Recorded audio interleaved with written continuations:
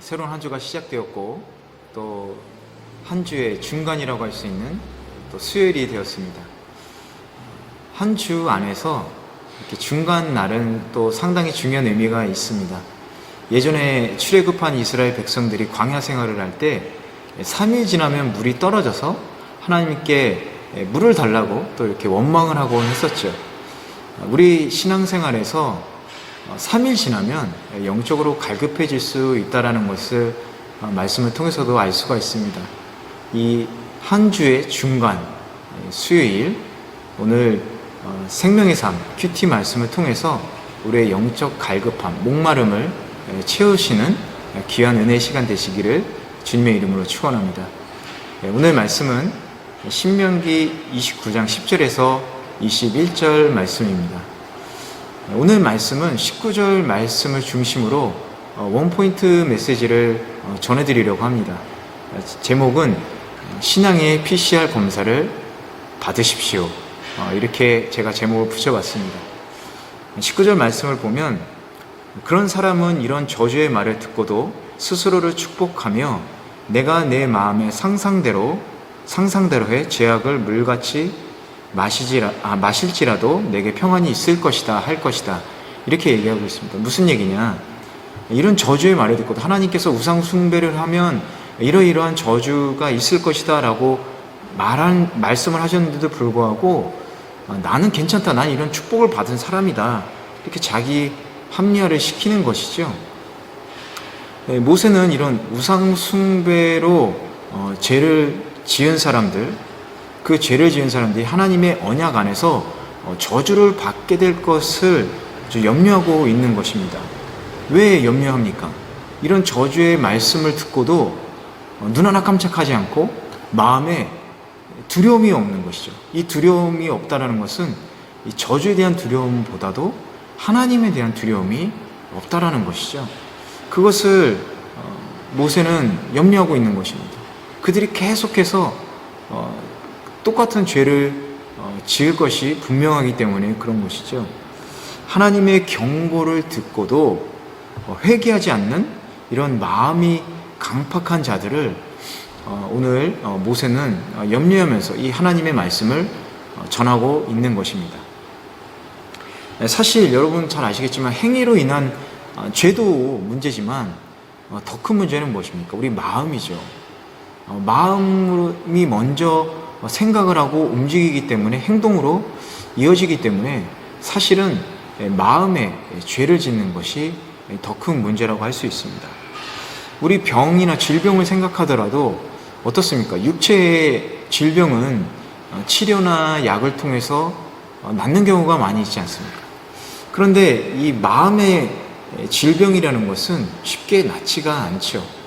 회복하기가 상당히 어렵습니다. 마찬가지로 모든 이 육체적인 질병은 몸만 상하게 할 수 있지만 이 마음의 질병이라는 것은 우리 인간의 영혼을 상하게 하는 아주 심각한 질병이 되는 것이죠. 여러분 잘 아시는 그 북왕국 이스라엘의 초대 왕 누구였습니까? 여로보암이었죠. 여로보암이 어떤 죄를 지었습니까? 단과 베델에 금송아지 우상을 세웠습니다. 그 사실을 알고 남유다에서 하나님의 한 사람이 여로보암 왕에게 가서 그 우상 숭배하는 죄를 대해서 지적을 했죠. 책망하였습니다. 그러자 여로보암은 저 하나님의 사람을 잡아라 이렇게 하고 팔을 탁 뻗었는데 이 팔이 굳어버렸죠. 이게 굽혀지지 않았습니다. 그러자 여로보암 왕은 이 두려움으로 하나님의 은혜를 구하게 되는 것이죠.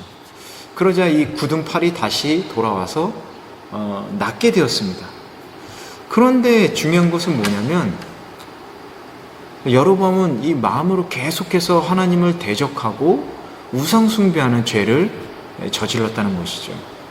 이 강팍한 마음, 이 마음의 질병이 성도가 가장 경계하고 두려워해야 하는 그런 것이라는 겁니다. 여러분, 이 코로나 바이러스도 문제지만 우리가 신앙생활에 있어서 더 두려워하고 경계해야 되는 것은 바로 이런 불신앙, 또 이 강팍한 마음이라는 사실을 우리가 깨달아야 합니다. 이 마음의 코로나가 더 위험하다라는 것이죠. 여러분, 오늘 말씀을 통해서 우리 한번 신앙의 PCR 검사를 받으면 좋을 것 같습니다. 신앙의 PCR 검사, 하나님의 말씀에 자신을 비춰보는 것이죠. 그래서 그 말씀에 비춰보아서 우리가 죄를 지었다면 우리가 하나님 앞에 회개하고 또 성령님의 도움에 힘입어서 우리가 정말 치료를 받아야 할 필요가 있습니다. 우리가 강팍한 마음, 정말 하나님을 두려워하지 않고 죄에 대해서 무뎌지는 이 강팍한 마음, 이 마음에 질병을 가지고 있다면 우리의 신앙생활은 점점 병들어서 죽어가게 될 것입니다.